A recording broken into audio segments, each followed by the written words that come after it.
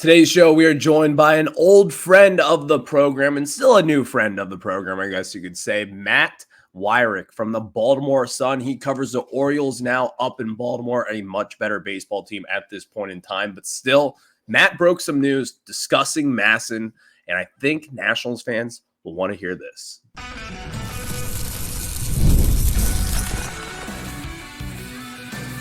You are Locked On Nationals, your daily Washington Nationals podcast, part of the Locked On Podcast Network, your team every day.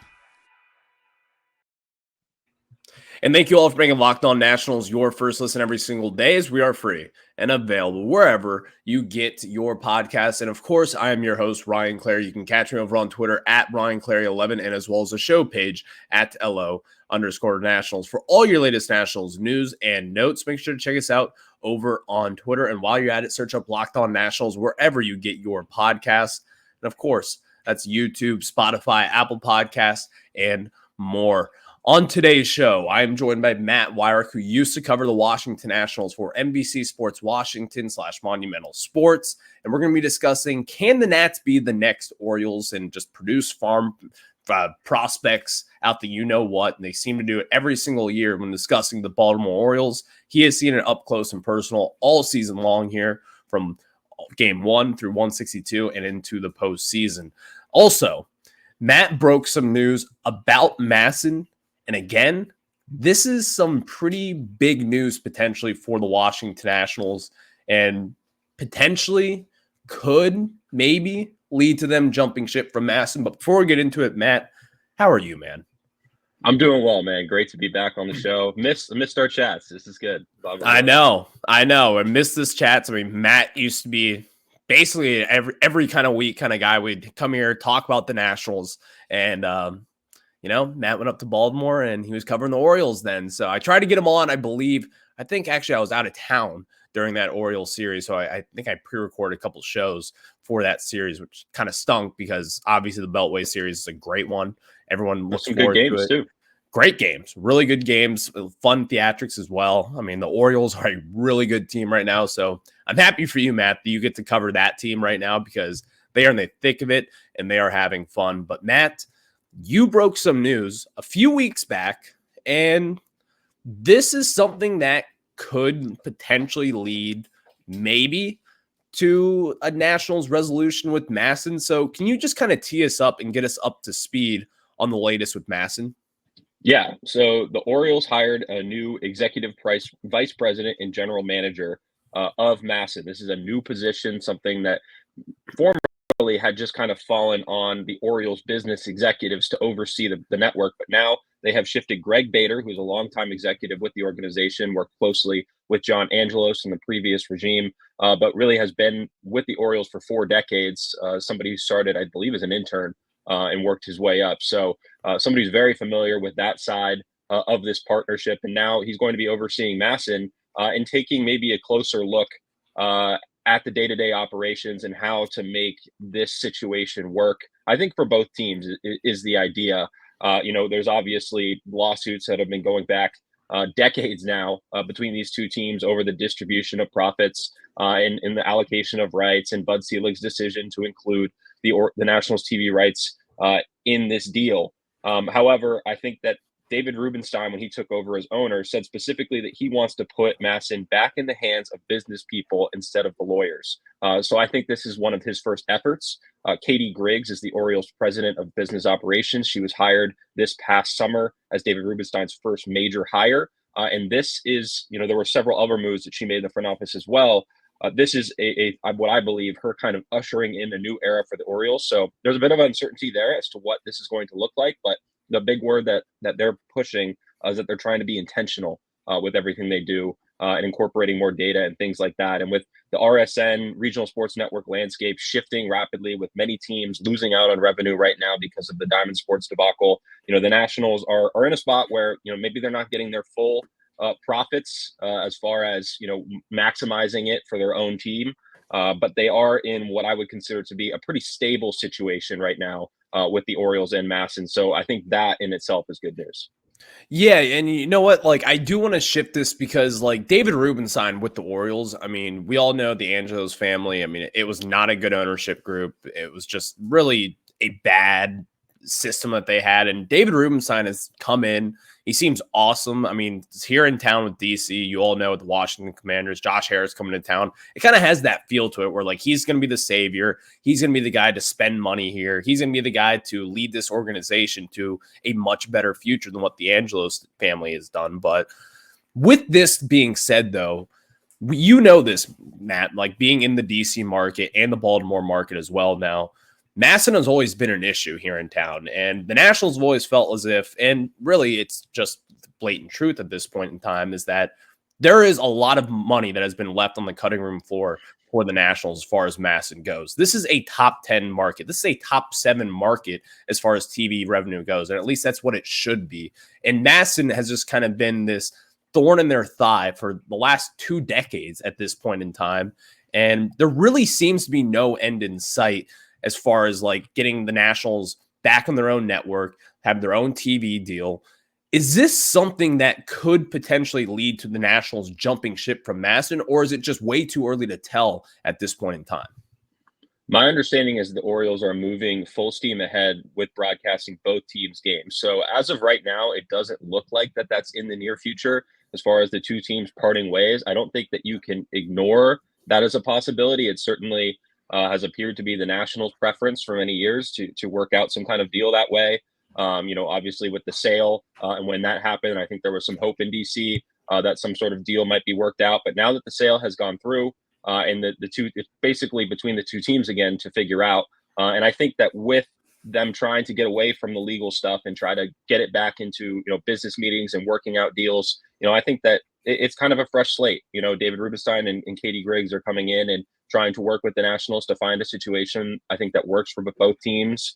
How that's going to work, I think it still remains to be seen. Greg Bader's obviously going to do a pretty thorough review of MASN and maybe make some recommendations, and we'll kind of see where that goes. But, I think that honestly it was a very big deal when this first happened for the Nationals not to get their full distribution of profits and rights. But I think that now with the shifting landscape of how people consume media, how people get their baseball games, I don't think that it's necessarily as important to your overall revenue picture to be getting that full 100%.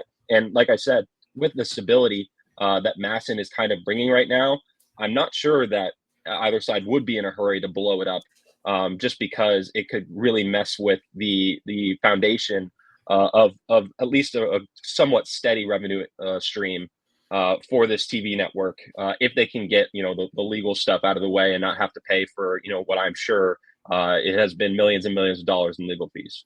Yeah, like, because I think at the end of the day, like, one thing that I've gotten from this Rubenstein regime is that, like, they're not here to be some, like, toxic, like, gonna go to court with the Lerner family and try to figure all of these things out. Because, I mean, the MASN debacle, that's just what I've referred to it for the last few seasons, and it certainly is a debacle still. But do you think that there's, like, a road with this new ownership and with the new leadership over at MASN to where both sides could be happy? The Nationals could be getting their share of the money, the Orioles could get their share of the money, and they could just be a happy marriage on the same network, and both teams being happy and getting what they deserve. Like, is that something that you could see under this new leadership group?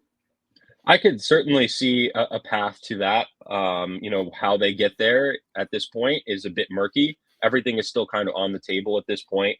And maybe it gets to a point where the Nationals are begrudgingly happy about their situation. But, I think that if everybody would be pleased to get this out of the courtrooms and to just kind of have a system set up. I mean, really, what it came down to before was the Nationals just getting their fair share under the terms of the contract. That just wasn't happening. So at least that's what they were alleging in court. And they've been paid as such. So, I think that if they are getting their share that the contract that they have says they deserve, then I don't think that there really is, a reason to blow things up under, at least for the Orioles, considering that the position that they're in with the revenue stream that it provides, the Orioles own it, and it's probably in their best interest financially to hold on to it. So I'm not sure that they're, looking to sell. I don't think the Leonsis factor can be ignored. with his TV network and things like that. Certainly Rubenstein and Leonsis have talked in the past about certain things. They discussed the Nationals when the Learners were looking to sell. So they are familiar with each other. The Learners are familiar with both parties. So some kind of deal being reached between the three of them, I think, is possible. But I want to reiterate that nothing right now has been decided. We are still very much in the early stages of this Greg Bader transition. So I think it's going to take at least a full season for us to really see maybe what direction they decide to take with the network. And those are all great points because, like, the MASN thing here, it is just above my pay grade at this point in time. Like, it is such a mess. Like, no one really knows what it is. Like, they're in court, they're not in court. The Nationals are owed X amount of money. No, not like so many people have reported so many different things. And at this point in time, it just feels as if people are just like, this is a hot pan with oil on it. We don't want to touch it. It's going to blow up at any point in time. So we'll see what happens with new leadership here in MASN, but certainly, as you know here, Matt, I mean, you covered the Nationals for quite some time here in DC. You know what it's like. Nationals fans are all over this story. They want to know the end result and what could happen, and I'm certainly one of those because it's just kind of wait and see mode at this point in time. That's certainly the way that you've portrayed it here, is that we just got to wait and see what happens, and maybe something will come down the road, but also sounds like we shouldn't be surprised if there isn't anything. No, and I think that nobody wants to hear patience as a word after 15 years of sitting through this. But now that Rubenstein has taken over, he had just had his first full season. Katie Griggs took over midway through the season. She just had her chance to evaluate things. So I think that now that both of them have kind of gotten settled in and gotten a look at how things work and gotten used to what to expect from a full season with the Orioles, I think that now is where you might see things start to change, and that's certainly what's happening with their front office. They're creating several new positions. A couple of key executive vice presidents, senior vice presidents are leaving the organization in the next couple of months, so they're reshuffling things on their own end. And as we know, these gears tend to move a bit slowly. So I think for us to see the ripple effects from the public point of view is going to take some time. Yeah, it's going to take some time. And speaking of taking some time, Matt, it took some time for the Baltimore Orioles to create this rebuild on the field, and they are certainly seeing the future right here on display. They've got a ton of young talent, and the Nationals, they've got some young talent for themselves as well. So let's get into that because, Matt, can the Nationals kind of be that next Orioles team where they are winning 90-plus games again? They have all these young prospects making an impact up in the bigs. We'll tackle that after we tell you guys about some of our very good friends over at FanDuel. And of course, hey, NFL fans, the season is here. We are in the middle of it, in the thick of it here. I can tell you this. When I go for my little Sunday day game slate of 1 p.m. games, 4 p.m. games, I also do it with our friends over at FanDuel. And you can bet $5 and get $200 in bonus bets guaranteed on your first $5 bet this Sunday. Maybe you want to go Lamar Jackson anytime touchdown scorer for our guy Matt up in Baltimore, or maybe you think Jaden Daniels has an anytime touchdown scorer here in DC as well. You can do all those things with our friends at FanDuel. And again, if it's your first time betting with FanDuel, which is America's #1 sportsbook, all you have to do is go to FanDuel.com and download America's #1 sportsbook today. When you go to FanDuel, again, hit that download button. If it's your first time, bet $5 and you'll get $200 in bonus bets guaranteed. That is a deal of the century. So again, visit FanDuel.com and download America's #1 sportsbook. Now we get back into it with Matt Weyrich from the Baltimore Sun, and Matt is now covering the Orioles. This is his first season with Baltimore, and Matt, I do kind of want to get into that a little bit later on because, I mean, being in the AL East, you get to see Fenway, Yankee Stadium. I mean, the AL East is a fun division to cover, so I do want to talk about that a little bit later on with you. But now, the Nationals. You know what it's like here. 71-91 for 2 straight seasons here in DC. You saw Dylan Cruz come up. You saw James Wood come up and make a huge impact on this Nationals offense, or at least he did his part, to say the least. Maybe not the biggest impact on this Nationals lineup overall, but do you see a path for the Nationals to kind of be that next Orioles team where it's like they have these slate of prospects who come up and your Adley Rutschman is like your James Wood, and Dylan Cruz is like your Gunnar Henderson. Like, do you see that kind of fast forward addition for this Nationals team in the future? Absolutely. I think it's certainly within play. I mean, they've done a great job of acquiring young talent in this rebuild that they've gone through here. Like you mentioned, Cruz and Wood are certainly bright parts of this future. And they've got, the rotation was sneaky good this year for sure, with a lot of young talent as well. You finally have Patrick Corbin off the books, which I think is a key part here that's going to open up some spending space. I think that, the Orioles really tore it down to the studs. I mean, they, brought in a new GM, new president. They really went all in on losing 100 plus games year in and year out. They didn't have the burden of not being able to draft within the top 10 in consecutive years. Like the Nationals are kind of one of the first rebuilding teams to have to deal with that, with the new rules to kind of prevent tanking. So the Orioles certainly benefited from that, and it led to a lot of star talent, but it also, they were very, very good about developing guys that maybe weren't necessarily, number one overall picks. They got their Jackson Holidays and they got their Adley Rutschmans, but Gunnar Henderson was a second round pick. They developed Samuel Basallo, who is one of the top prospects in the game right now at catcher. Kobe Mayo is probably going to be a Rookie of the Year candidate next year. He was a fourth round pick in 2020. So they've done a good job. Kyle Bradish as well was a Cy Young contender before he tore his UCL this past season. So they really have developed outside of their big names. And I think that's going to be the big question is, how much other talent can the Nationals bring up? I mean, I think that we know Mike Rizzo has done well on hitting on his top picks for the most part. Elijah Green might be the exception there, but the rest of the top picks really in the Mike Rizzo era have hit. And so he's shown he can develop stars. It's a kind of a question of how much rest of the organization he's going to bring around. And then, of course, how much are they going to spend this offseason? I think actually, the Orioles certainly are a team to aspire to be like as far as a player development standpoint. Their farm system was number one in the league for 3 straight years, all these number one prospects. I get it. But I think the Kansas City Royals are actually a team that I would look to if I were a Nationals fan. They made a huge jump going from last year. I think they were a 90-loss team, or maybe it was 2 years ago, whatever it was. No, they lost 100 plus games last year, I think. That's right. Yeah, that was last year. And then they go out and they spend a bunch of money. And it's not like they just handed a bunch of money to one guy. They go out and they get a Seth Lugo. They go out and they get a Michael Wacha, a couple of guys in their lineup. And then they extend Bobby Witt Jr. to a contract that basically says, we believe in this young core. We want you to anchor our young core. Let's go out and do it. So I think that if the Nationals were to go out and have an offseason like that, I mean, I don't know how, extendable James Wood or Dylan Cruz are. But that's certainly conversations I would be trying to have at this point. I know they're conversations that Mike Rizzo is having at this point.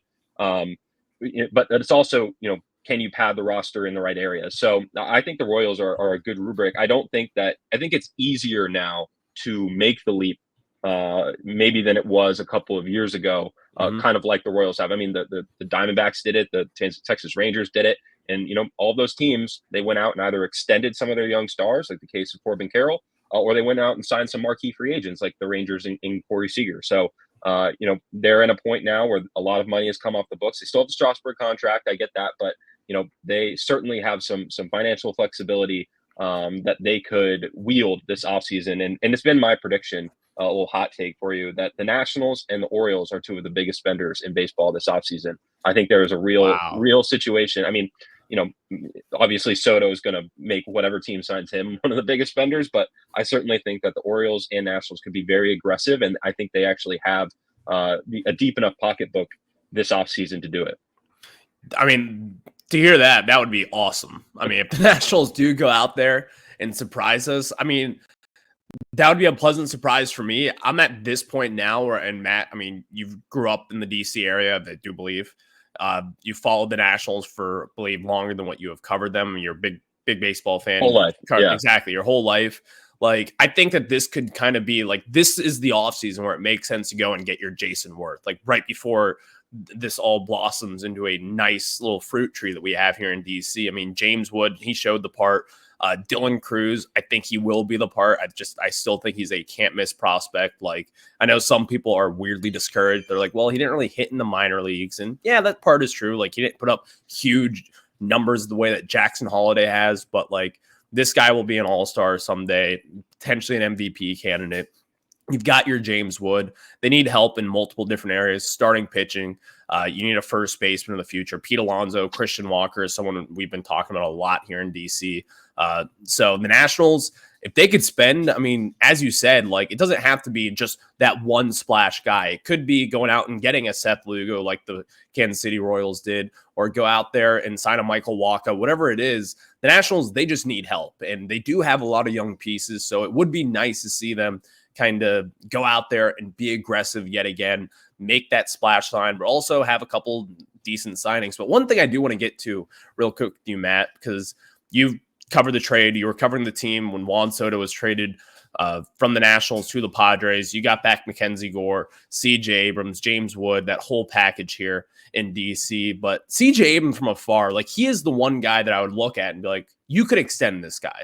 James Wood, Dylan Cruz at this point, they're Scott Boras clients. They're going to go to free agency. We know how that works here in DC. But would you even kick the tires on a CJ Abrams extension right now, or would you just kind of be in wait and see mode?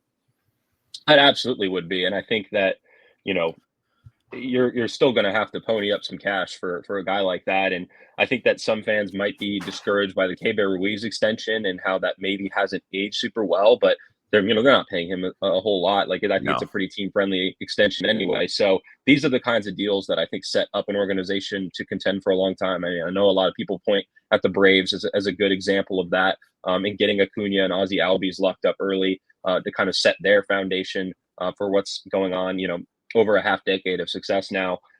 It's certainly possible, and I think it's a savvy move as far as setting yourself up for the future. You got to take some risks. I mean, that there's no doubt about it.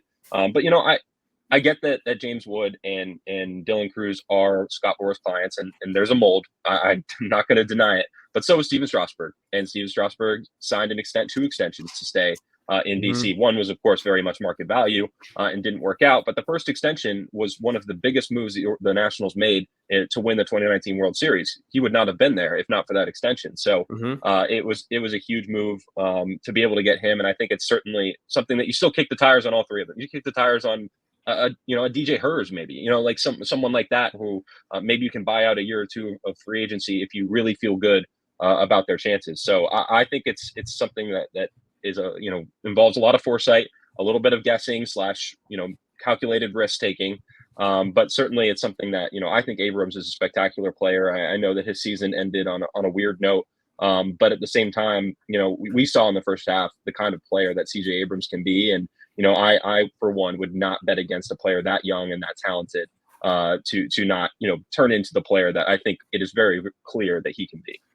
Exactly. And you know what, Matt, you brought up some great points here today with us on Locked On Nationals, but I do want to kind of pick your brain on some of the ballparks, some of the fun things that you got to do in Baltimore this year. You covered a really good baseball team, a lot of young prospects there, moving guys to the deadline. You had a really fun season to talk about here. So I do want to get into that after we tell you guys about some of our friends over at Gametime. And of course, I have told you guys about Gametime. They are an authorized ticket marketplace of Major League Baseball. When you are walking up to Nationals Park this year, I can tell you exactly what I do. When I walk up to Nationals Park, I am sitting there on Half Street, and just 2 clicks away, I open up my Gametime app. I see the tickets. I see the flash zone deals. And of course, one of my favorite features about Gametime, you can see the views from your seats from your phone, so you can see what you're getting into. Over at Nationals Park, there's not the best viewpoints everywhere, but with Gametime, you can check those out and make sure you are getting the right seats for the right pay. And again, you can check out their flash zone deals as well. All you have to do is use code LOCKEDONMLB for $20 off your first purchase, and download Gametime today. And when you use Gametime, again, if it's your first time using it, use the code LOCKEDONMLB for $20 off your first purchase. Terms do apply. Download the Gametime app today. And again, use promo code LOCKEDONMLB. We get back into it with Matt Weyrich, who covers the Orioles now for the Baltimore Sun. And Matt, you had quite the season. I mean, I was following you over on Instagram, Twitter, of course, at by Matt Weyrich, and you got to go to Fenway, Yankee Stadium, Dodger Stadium.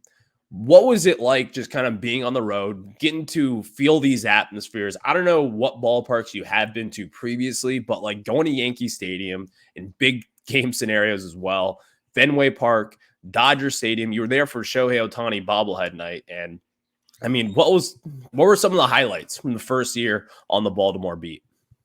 Yeah, it was a fun season. This was my first year traveling to cover the team on the road. When I was working in DC, it was mostly stuff at home. Did a little bit of traveling, Caps related stuff, but this was my first year really being full time on the road. I had a partner, of course, Jacob Calvin Meyer, shout out, great partner.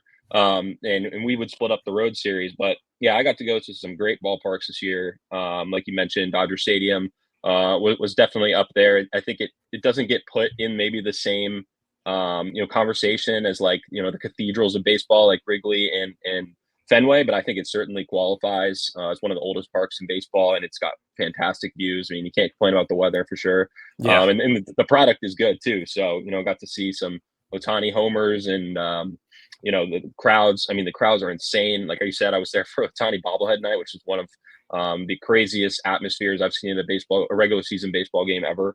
55,000 fans packed in that ballpark. It was loud. It was awesome. But yeah, no, I think one of my sneaky favorites was Coors Field. Really, really great atmosphere there. Maybe the fans weren't super into it, given that it was like late in the season and they were kind of out of it. But I think their ballpark is gorgeous. I think they have a ton of brick and purple combinations that are really cool. The food was good. Every ballpark I try to give myself a little tour, before a game, walk around.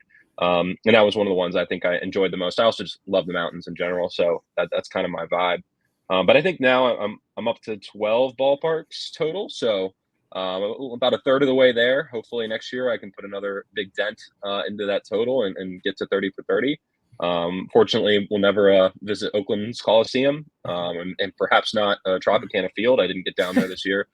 So those might be out of the question at this point, but the rest, I'm certainly looking forward to it. It's fun, man. Yeah, no, that is a lot of fun, Matt. I mean, I was watching, I was like, damn, he's at Fenway, he's on top of the Green Monster, that Yankees. I'm like, oh my God, like this is awesome. Real quick though, press box food. We all know media members and their press box food. Who had the best press box food that you saw?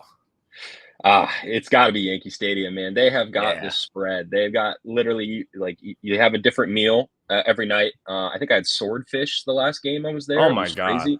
But they also just have your staples like burgers, hot dogs, things like that, that you can kind of go if you don't like the meal. Some ballparks just kind of require you. It's like you get the meal and that's it. Or sometimes it's just offer burgers and dogs and that's all. St. Louis also very, very underrated. I felt like they had good food.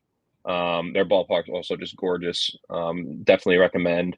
I'm trying to think what was the worst. Yeah, I want to know what the worst. I think the Chicago White Sox. I don't want to pile on them. They've gotten their ballpark in general. I think needs some upgrades. And my bone to pick with the White Sox ballpark is it's a cage. Their outfield has a bunch of like advertisements that block your view of the city. So you feel like you're boxed in, and also their press box is down the first base line. You have a terrible view. So like, the best ballpark view is actually Camden Yards. You are so low to the field. It's crazy. You're almost there. I mean, we almost got nailed by foul balls all season. I did get hit by one at Angel Stadium. Mike Trout hit a foul ball off my laptop. That was good.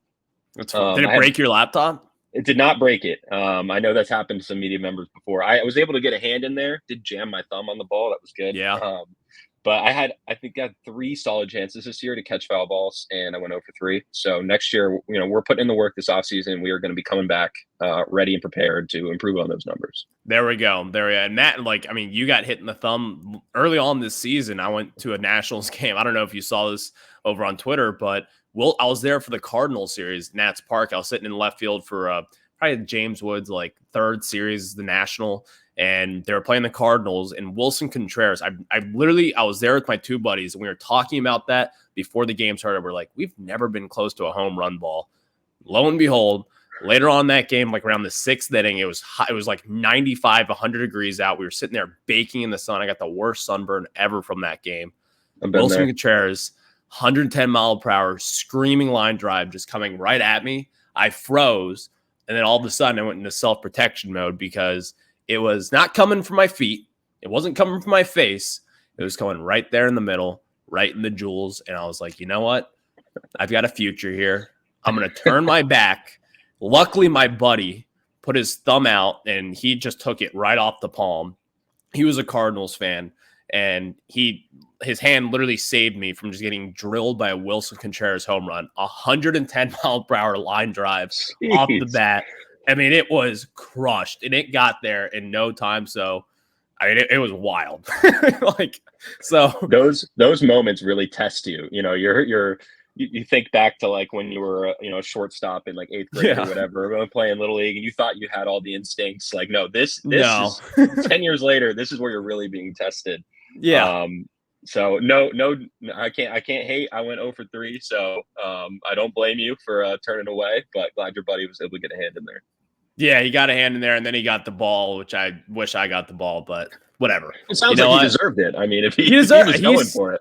He stuck his hand in there, and it was coming right at me. I turned my back away from it. I was like, nope, I'm not going to try. Because if I miss it, I mean, it's going to hit me right in the spot where you do not want to get hit. So that was a fun one. But, Matt, appreciate you hopping on today, man. We had a great discussion about MASN, a great discussion about the Nats and how they maybe could be the next Orioles, but we'll see what happens down the road. 2025 will lead to a ton of different opportunities for both the Orioles and as well as the Nationals here in DC. So, Matt, I always appreciate it, man. Absolutely. Thanks for having me, man. Yep. And of course, you can catch Matt Weyrich and all of his notes over at the Baltimore Sun over on Twitter @byMattWeyrich. And of course, we will catch you guys on the flip side. Have a good one. Go Nats.